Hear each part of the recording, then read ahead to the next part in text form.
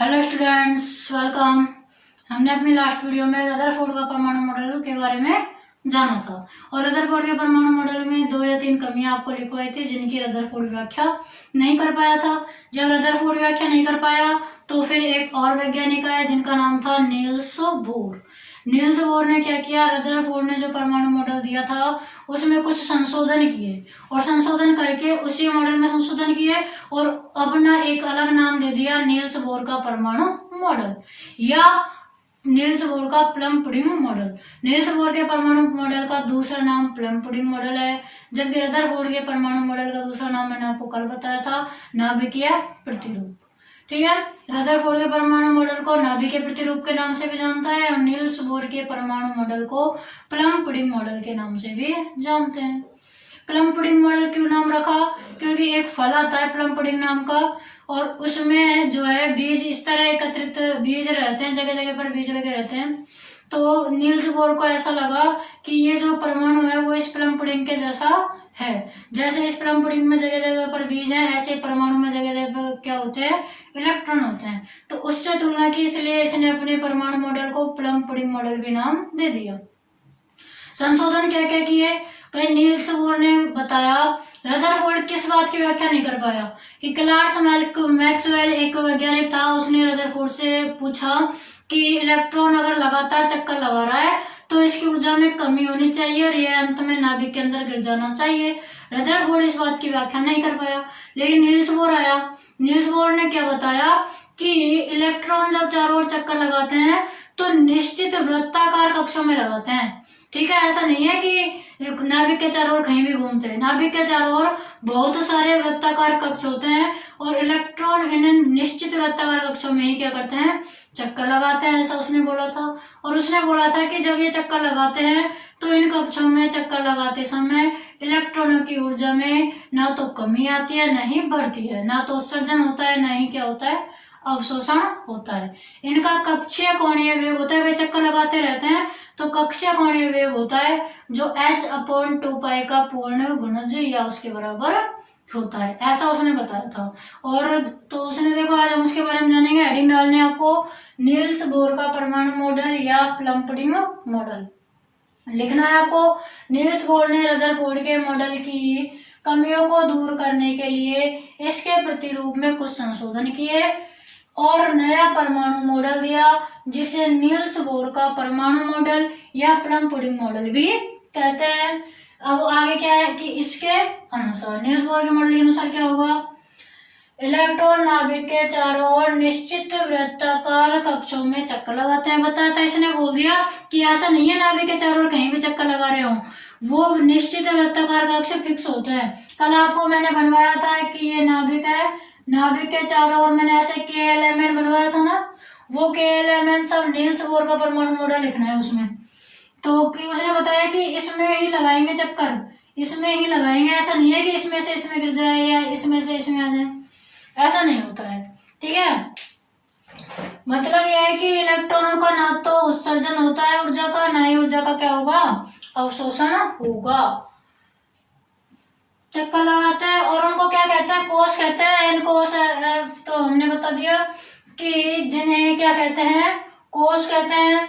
कोषों को नाम क्या दे दिया, KLMN, आगे होता तो O आदि से प्रदर्शित करते हैं।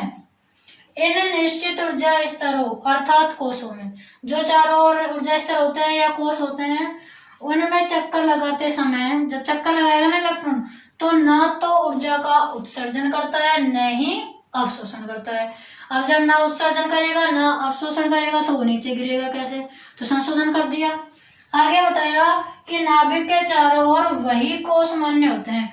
उसने ये भी बता दिया कि नाभिक के चारों ओर, अब वही वो पूछ ले कि आपको कैसे पता कि इलेक्ट्रॉन ऊर्जा का उत्सर्जन या अवशोषण नहीं कर रहा है, तो उसने बताया कि नाभिक के चारों ओर ऐसे ही कोष हो सकते हैं जिनमें कक्षीय कोणीय संवेग, कक्षीय कोणीय संवेग मतलब जब इलेक्ट्रॉन चक्कर लगाएगा तो उसका जो संवेग होगा उसका मान, कक्षीय कोणीय संवेग को प्रदर्शित किससे करते हैं, MVR का मतलब कक्षीय कोणीय संवेग ही होता है, का मान h/2π के बराबर या इसका पूर्ण गुणज होना चाहिए। मतलब MVR बराबर या तो h/2 होगा या इसका पूर्ण गुणज मतलब n से मल्टीप्लाई हो जाएगा NH/2। ठीक है, ऐसे कोष मान्य होंगे जिनमें MBR बराबर क्या होगा NH/2 होगा। अब आगे हम क्या देखेंगे कि जब इलेक्ट्रॉन एक ऊर्जा स्तर से दूसरे ऊर्जा स्तर में जाता है तो इलेक्ट्रॉन का जो स्थानांतरण है वो ऊर्जा का जो अवशोषण है उत्सर्जन है वो किस रूप में होगा फोटोन या क्वांटा के रूप में। ठीक है, अब आगे आपको क्या लिखना है, चक्कर लगाते समय तो ऊर्जा में ना उत्सर्जन होगा ना ही अवशोषण, चक्कर लगाते समय नहीं होगा। लेकिन इलेक्ट्रॉन अगर खुद गति करना चाहे, ठीक है, उसके लिए कि इलेक्ट्रॉन यदि खुद ही उच्च ऊर्जा स्तर से निम्न ऊर्जा स्तर या निम्न ऊर्जा स्तर से उच्च ऊर्जा स्तर में जाता है तो जो ऊर्जा का उत्सर्जन होगा या अवशोषण होगा वो किस रूप में होगा फोटोन या क्वांटा के रूप में। मैम फोटोन या क्वांटा क्या होता है, तो प्रकाश जो होता है इसकी ऊर्जा को ही फोटोन या क्वांटा कहते हैं। प्रकाश की ऊर्जा को क्या कहते हैं, फोटोन या क्वांटा।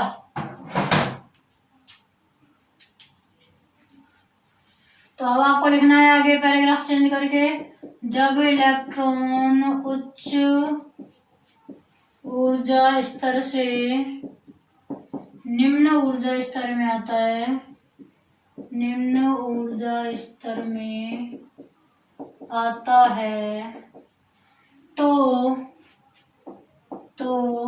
या उच्च निम्न की जगह ये लिखो एक ऊर्जा स्तर से दूसरे ऊर्जा स्तर में, उच्च निम्न की जगह ये लिख लो एक ऊर्जा स्तर से दूसरे ऊर्जा स्तर में।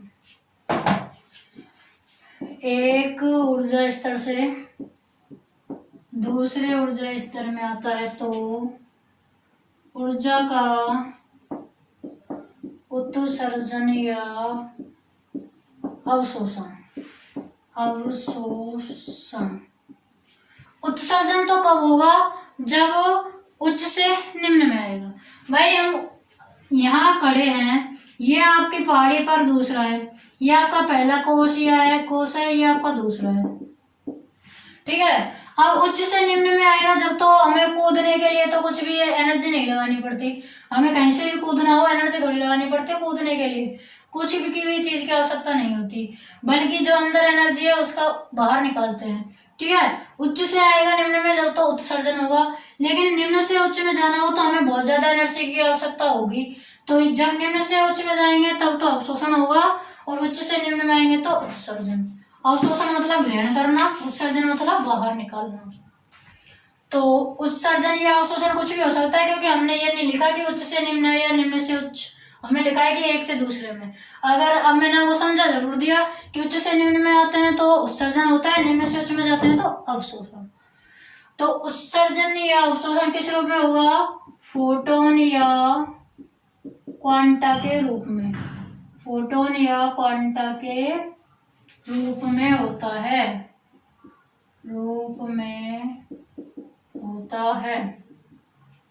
जब इलेक्ट्रॉन एक ऊर्जा स्तर से दूसरे ऊर्जा स्तर में जाता है तो जाता है या आता है भी लिख सकते हैं, तो ऊर्जा का उत्सर्जन या अवशोषण फोटोन या क्वांटा के रूप में होता है। तो डेल्टा ई बराबर, डेल्टा ई मतलब ऊर्जा में अंतर होगा, पहले ऊर्जा स्तर और दूसरे ऊर्जा स्तर में ऊर्जा का अंतर E2 माइनस E1।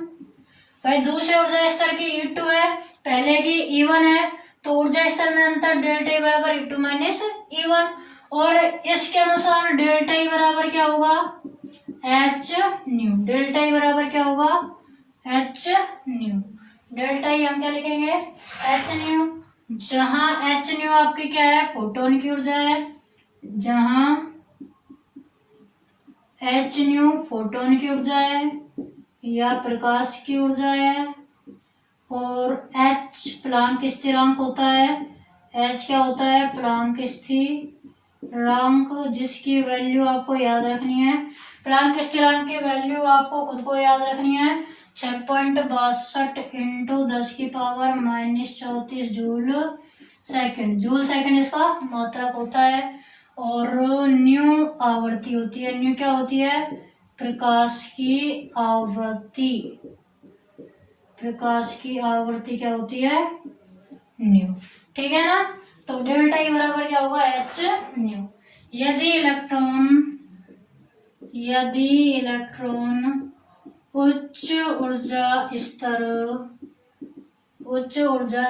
E2 से निम्न ऊर्जा वाले कोष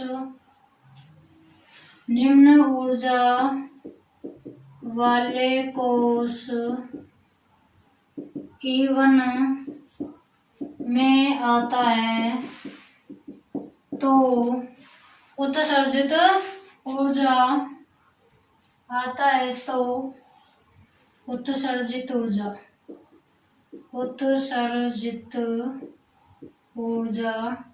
डेल्टा ई बराबर E2 minus E1। Delta E बराबर क्या होगी, E2 माइनस E1।